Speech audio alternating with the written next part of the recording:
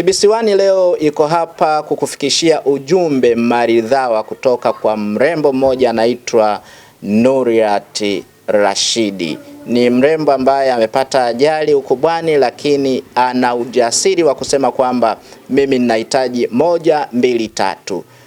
Niko na Humphrey Samuel akiwa ni mpiga picha wangu, na tumefikishwa hapa nyumbani na dereva wetu Matata George. Tunaingia ndani humu kukutana na huyu anayefanana na Miss Tanzania kwa ajili ya kusikiliza ana nini cha kukuletea.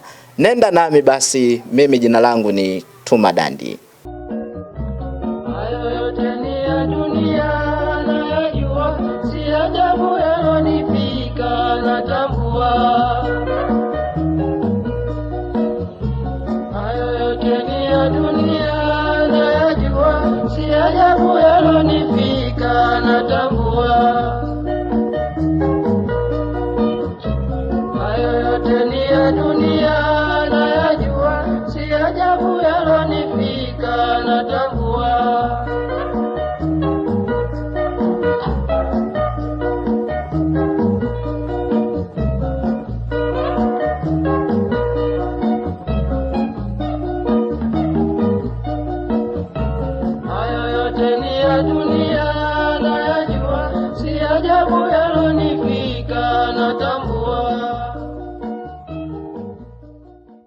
Mimi naitwa Nuriat Rashidi Karemens.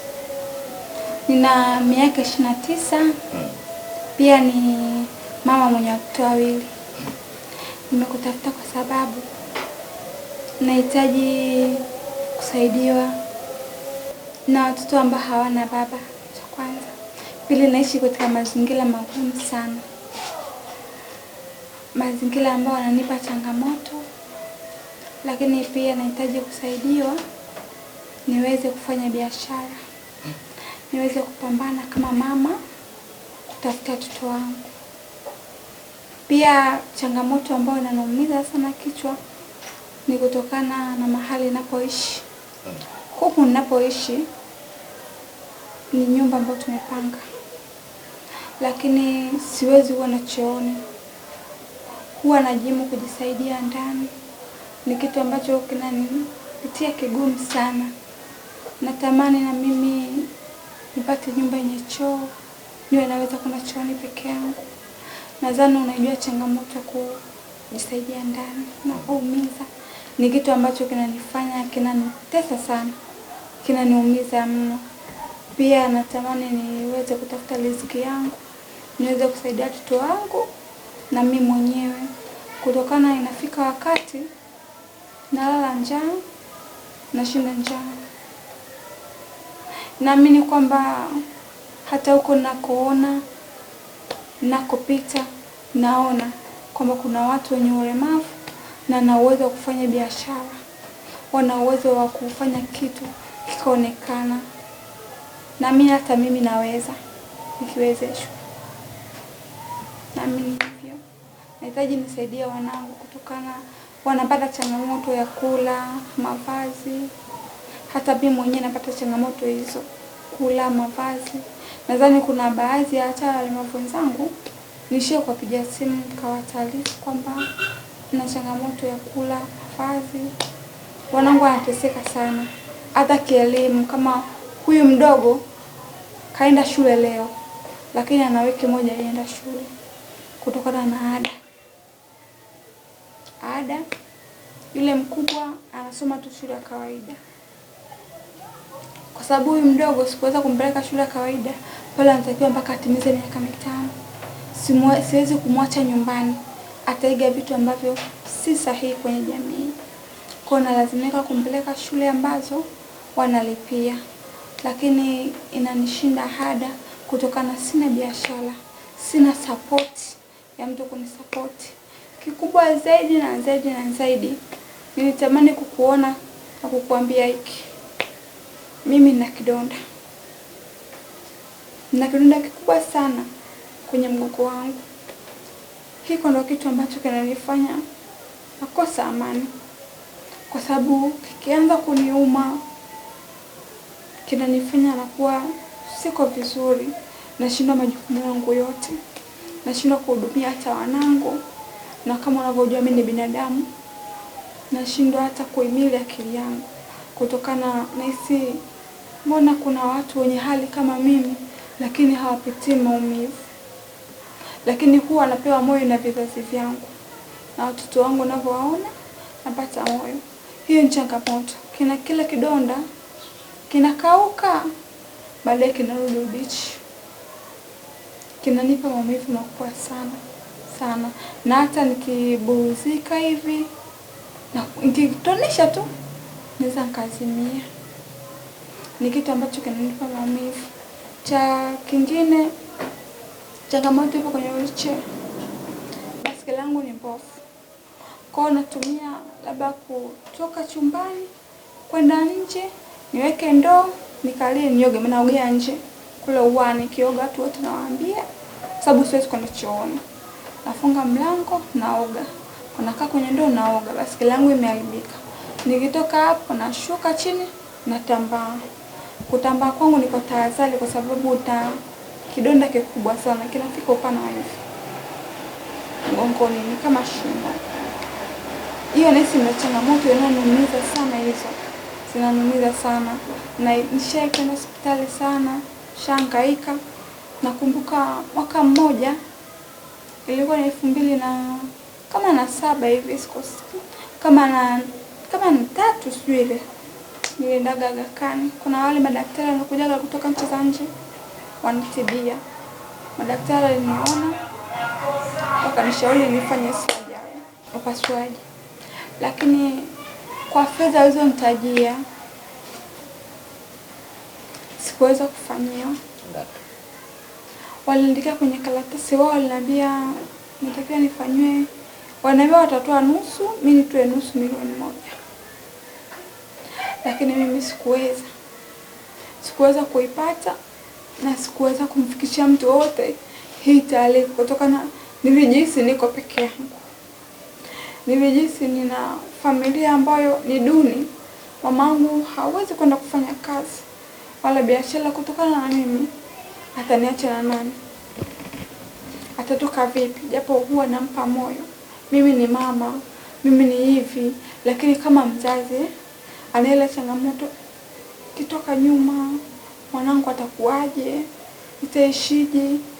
Na hata kama akitoka, mfano akaenda kumana mamangu sasa hivi anafulia nguo, akaenda kufulia nguo, kuna changamoto ambapo navipata kidogo, lakini mimi ni mama nakoma, kwa sababu nahitaji nianze maisha yangu mengine, nianze kutafutia wanangu lisi, kwa sababu wanangu na watoto ambao hawana baba na macho yao wanamtazama mimi. Kama mimi nikishindwa kusimama imara, je, wanangu wataweza? Hawataweza. Kwa nini watoto wako hawana baba na watoto wanapatikana kwa baba? Sema baba yupo lakini hawajibiki, au amefariki. Huyu mmoja, huyu mwanangu wa kiume wa kwanza, babake ndio amefariki. Ila huyu wa kike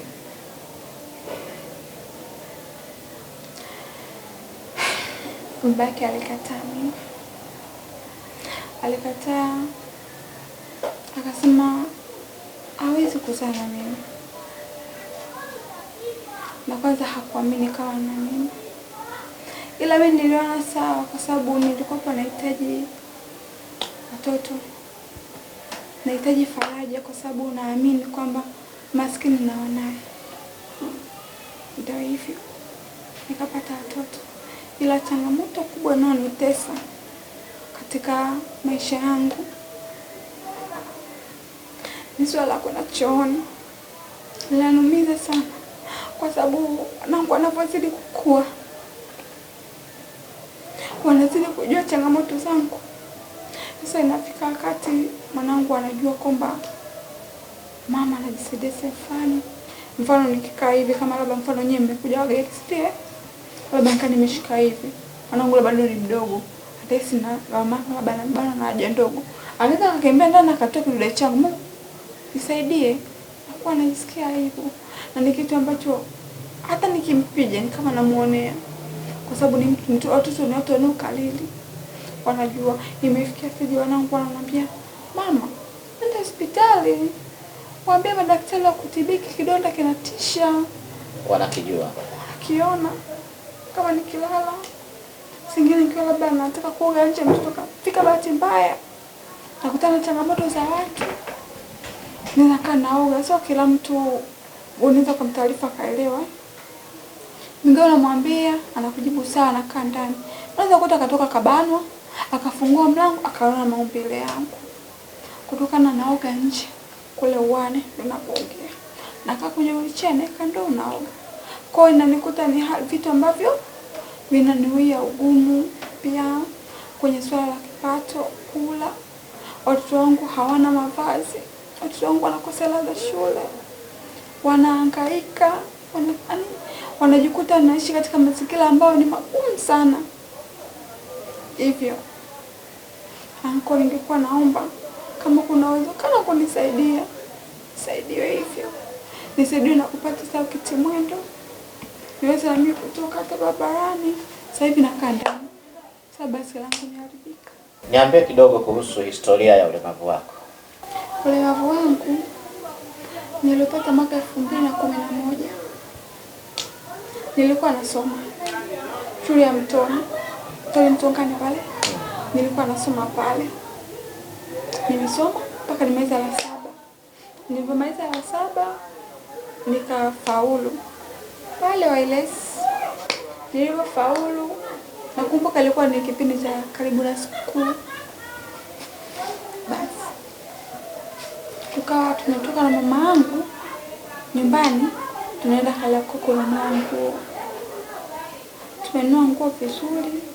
Wakati tunarudi sasa nikapata ajali pale kwa ajali pale Shell. Kipindi hicho ilikuwa inaitwa Big Bomb. Nikapata ajali ya pikipiki. Nilipopata ajali sikufahamu tena, lakini nilipokuja kuzinduka niko Temeke. Huko watu wanakaa nyuma yangu wananilisha chakula, nikikumbuka hivyo nikaanza kuumwa. Wakanipima kifua, wakakuta nimevunjika mguu tu, nimevunjika mguu Temeke. Wakatupa ruhusa turudi wapi? Nyumbani. Tukarudi nyumbani, tulikuwa tunakaa kule Mtalengeleko. Tunakaa. Tuliporudi nikaanza kuzidiwa, nikaanza kuumwa, mwili uko unavimba. Mama akabidi anichukue, anipeleke wapi? Temeke. Kufika Temeke kama wiki moja, wiki ya pili nikapoteza fahamu. Kuanzia pale sikukumbuka ilikuwaje nyuma. Sikuwahi kujua.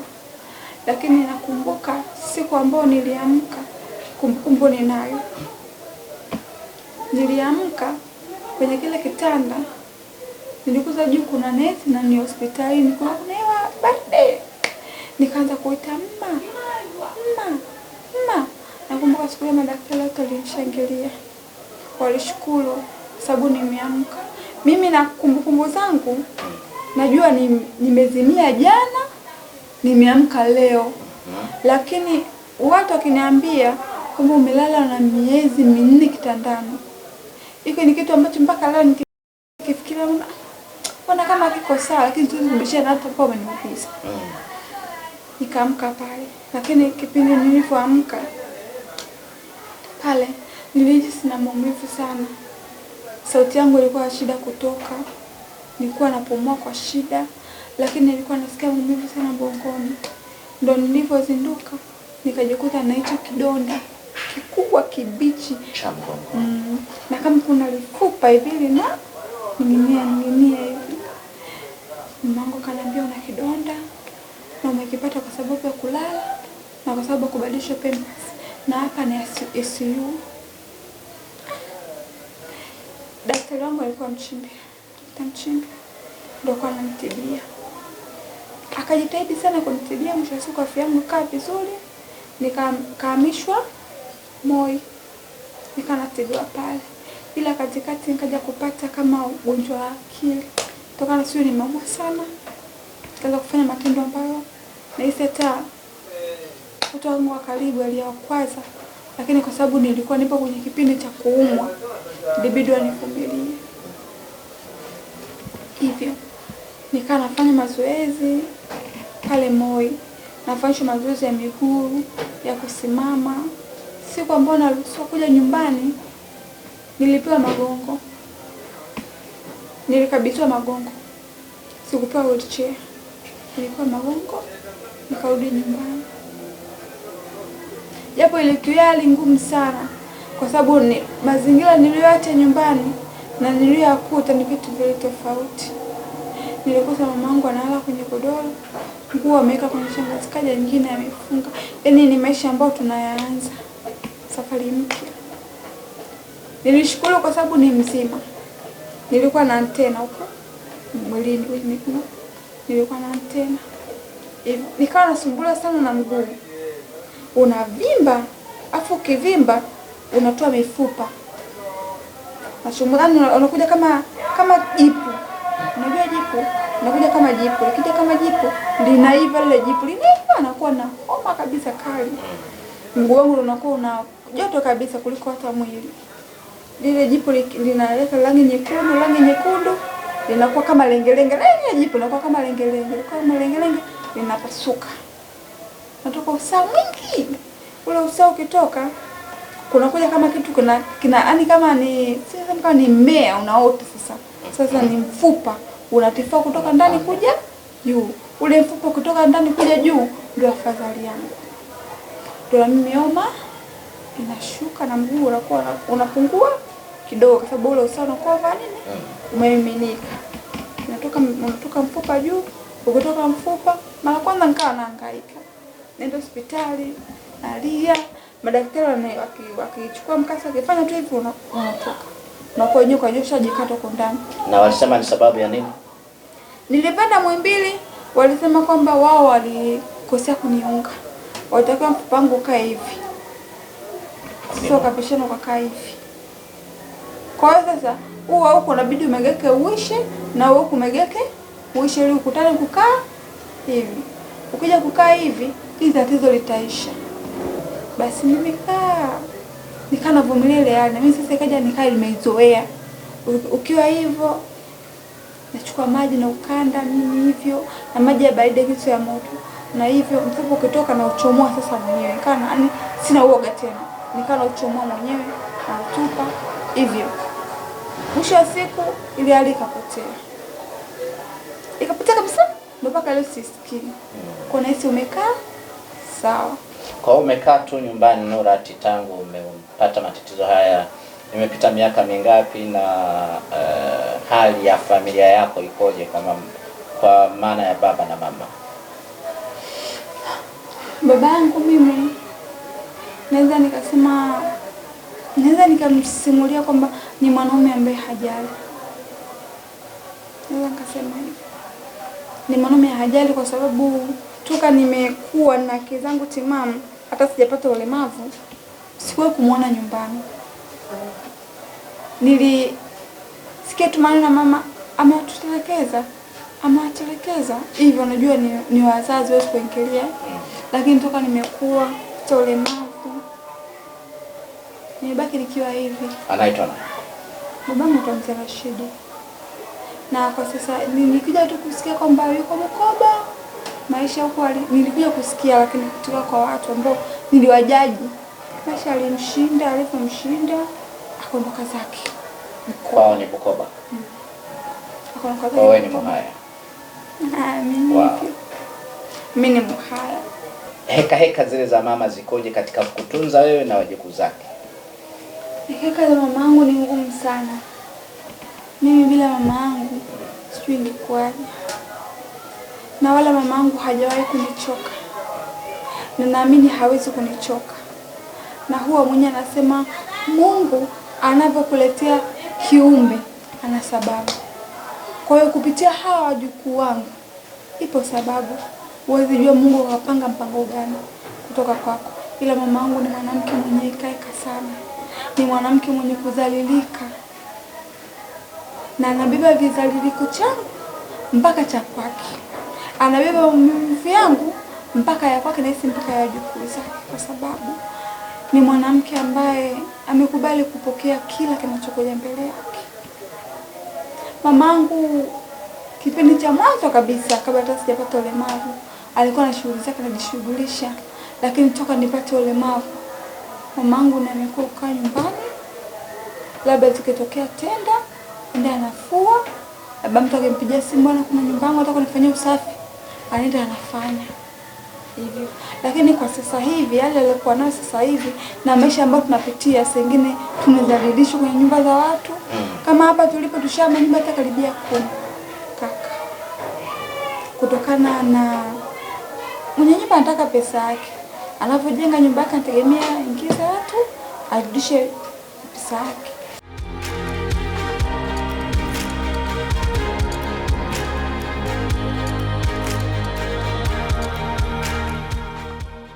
Jina langu naitwa Farida. Na? Farida. Farida. Farida wa nani? Farida Mahanda. Mahanda. Rajabu Mahanda. Karibu dada Farida. Asante. Tuambie kidogo kuhusu Nuriat. Nuriat huyu alipata ulemavu baada ya kupata ajali. Baada ya hapo maisha yamekuwaje hapa nyumbani? Namna unavyoona changamoto zake, ameniambia na kidonda. Wewe kama mzazi umefanya juhudi gani?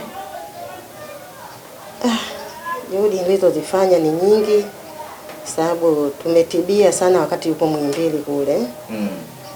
Tumerudi nyumbani nako pia tumejaribu kumtibia kama hivi kikiamka kama wakati wa mawingu kama kikimcharuka kama hivyo, tunatoka tunaenda hospitali pale Nuru, wanamchoma sindano, amda wanamsafisha, tunarudi nyumbani. Vikikaa vikitulia basi tunaendelea na maisha.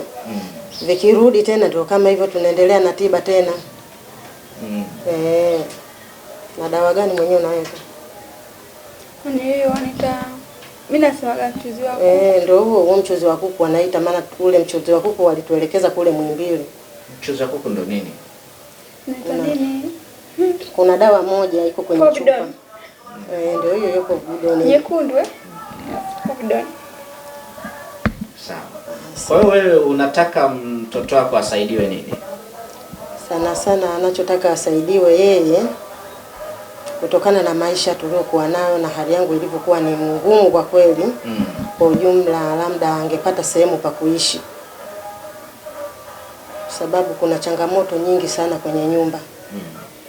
Naweza kama hivi anavyotambaa hivi, wengine hawapendi wanavyomuona amekaa hapa, wakipita ukumbini hapa mwingine anaweza akamrusha mateke. Yani na changamoto ni nyingi babangu, usione. Nakutana na changamoto kama hivi, vyo vyenyewe vina mangazi marefu, anaweza akaenda kuoga kule uwani, mwingine hataki. Hiyo anaweza akaenda kunisemea kwa mwenye nyumba, mara nikafukuzwa kwenye nyumba. Kwa hiyo ni mtu wa kupanga kila wakati. Nikitoka hapa naenda sehemu nyingine. Leo mmenikuta hapa, kesho msishangae mnanikuta mtaa mwingine. Kwa hiyo nina changamoto za majumba sana. Haya mama, tumefurahi kufika mahala hapa. Labda tu la mwisho nikuulize kama kuna chochote unahitaji kusema ambacho nadhani kwamba ukisema hicho nafsi yako itasuzika. Karibu. Kusema kwamba kama kuna kitu ambacho naweza nikakisema moyo wangu ukasuzika. Kiwafikie Watanzania wanaokuangalia, kiwafikie viongozi, kiwafikie wanajamii. Kusema kwangu yani kikubwa sana, kilio changu kikubwa sana ni mahali hapo ndipo ongea kwamba tupate pa kuishi. Usihangaike katika nyumba, na pili mpate labda msingi wa kufanya biashara. Basi mtazamaji, na hivi ndivyo tunavyofika hitimisho la kipindi cha Wape Nafasi. Tulikuwa nyumbani kwa Nuriat Rashidi, Temeke, Dar es Salaam, ambapo yamkini umesikia kile kilichompata kutoka uzima mpaka kuja ulemavu, kwa sababu wanasema kwamba haujafa haujaumbika. Lakini mimi nilikuwa tu kama mtumwa wenu kukufikishia taarifa hizi. Kamata simu yako, fanya chochote kuchangia 200-300 kwa binti huyu, na ninavyosema 200-300 simaanishi 200 kabisa au 300, lakini walau kiasi ambacho nafsi yako itaridhia kwamba umefanya kwa ajili ya Mtanzania huyu aliye maskini. Ni binti mdogo bado, ana watoto wawili. Hatukuwakuta hapa wakati tunakuja kuandaa hiki kipindi. Yamkini wangeweza kuwa sehemu ya kipindi hiki. Ni watoto walioko katika umri wa shule, mmoja akiwa na miaka 8, mwingine miaka 4. Huyu ni mhitaji wetu wa wiki hii. Basi kutoka hapa Mtoni Mtongani, Temeke, Dar es Salaam, mimi ni Tuma Dandi. Humphrey Samuel alikuwa nyuma ya kamera.